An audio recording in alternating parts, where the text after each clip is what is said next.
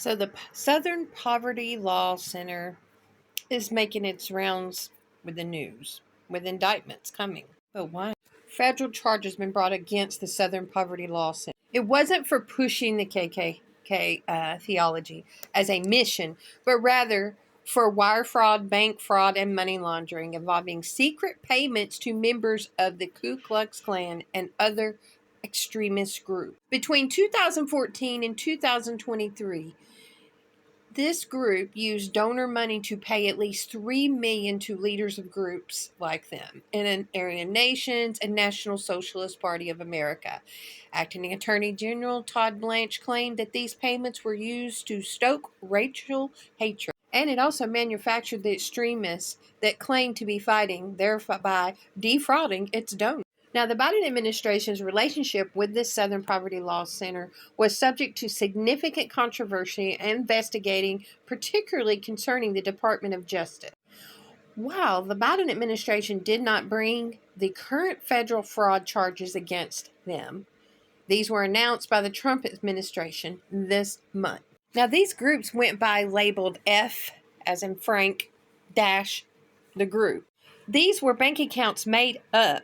So that lets me know there was a payment system in place. The two first ones is very interesting. Central Intelligence, CIA, and a few others. In order for them to pay its field sources, this group opened all these bank accounts connected to a series of fictitious entities and controlled of frequently obtained donated money for their paid field services. I'm going to attach a couple of videos. And this group is where the first Trump ruse began. Take a watch. No, I can't talk about that. But it's been going on for a long time. There was a time that it was shut down for a while during the last administration. I don't know why, and it was started again over the past year or so, and that brings us to today. Sorry, you mean the investigation began before this administration and then was shut down during the Biden administration? That's my understanding. I don't have information beyond what I just said around that. The national president of the American Front and at least one of the infamous Unite the Right rally organizers, all funded by the Southern Poverty Law Center. And this is where I'd like to spider out from in two different directions. First and foremost, we have the one that we're most familiar with. This is where one of the first big Trump hoaxes is born.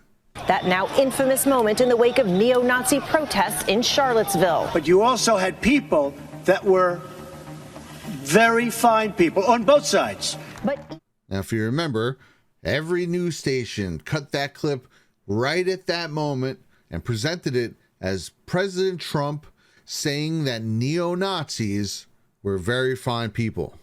This was spread across the United States. Oh my God, how racist. Trump calls neo-Nazis very fine people. And a hysteria was purposely created. But when you let the clip play, just 49 seconds, not even 1 minute later, he says this. And I'm not talking about the neo-Nazis and the white nationalists, because they should be condemned totally. Was right in the same statement 49 seconds later. You're telling me that every single news station got that wrong? That was deceptive editing with a purpose, a setup. And now we know for sure that Charlottesville itself was a setup. Not that it wasn't already obvious with these cartoon caricatures that look like they came right out of a left-wing Punch Nazis comic book that showed up for this thing. That its organizer was a former member of the Occupy movement and Barack Obama supporter who suddenly decided to change his ways in 2015 and become a high-profile, high-visibility Nazi. All very believable. Now here's the other thing that comes to mind with Charlottesville. Obviously, if they're helping to organize this big event that the news just accidentally got wrong as part of a massive operation against President Trump, there almost had to be others involved.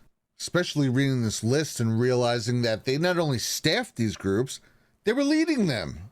So that got me wondering, who showed up to this thing?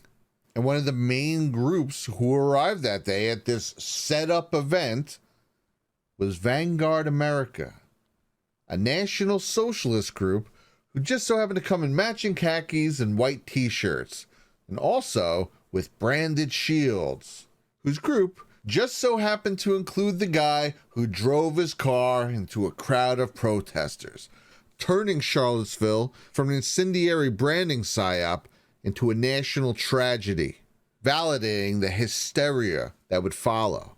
And if you watch the video, the entire street is clear behind him. You don't just ram your car into 40 people when you have a totally open lane for 2 blocks. So something was wrong with that situation. And again, of all the groups that were there, he showed up with Vanguard America. And this is the part where I find to be just too much of a coincidence. Because just 2.5 weeks after Charlottesville, Vanguard America shakes up and starts over as a little group you may have heard of, the Patriot Front.